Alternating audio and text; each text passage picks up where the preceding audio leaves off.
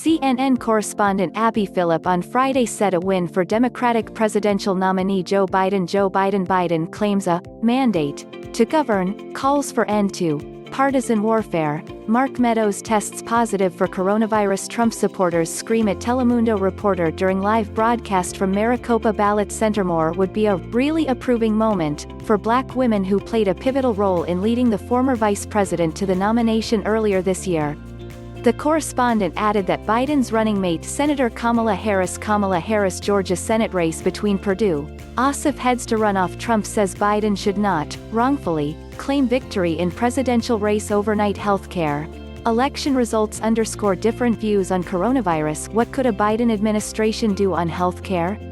Battle lines form over coronavirus fight in lame duck. More D-Calif.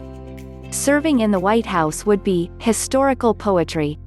Can I just say, for black women, this has been a really approving moment for their political strength in carrying Joe Biden to the Democratic nomination through the primary.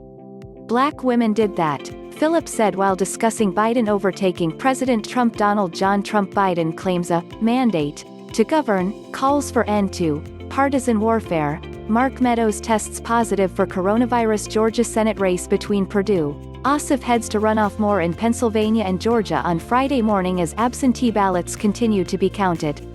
And I think seeing a black woman on the ticket with Joe Biden on the cusp of this moment, I think is something that will go down in history, because this has never happened before, Phillip, who is black, continued. And not only would black women put Joe Biden in the White House, but they would also put a black woman in the White House as well. And that is a sort of historical poetry that I think we will live with for a long time. In addition to the fact that Donald Trump's political career began with the racist birther lie, Phillip continued. Trump has previously repeated claims dating back to 2011 that then-President Obama was not born in the United States. It may very well end with a black woman in the White House, Phillip added Friday. Harris, who is of Jamaican and Indian descent, would be the first black American, first Asian American and first woman to serve as the nation's vice president. On the eve of Election Day, Essence magazine published an op-ed from Harris emphasizing the importance of black female voters. Black women hold the power in this election. So we need to talk to everybody in our lives, including young people, to encourage them to vote, she wrote.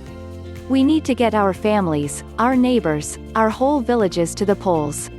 Generations of black women marched and organized and fought to give us this right, knowing that, one day, black women would be a force in our democracy, Harris added.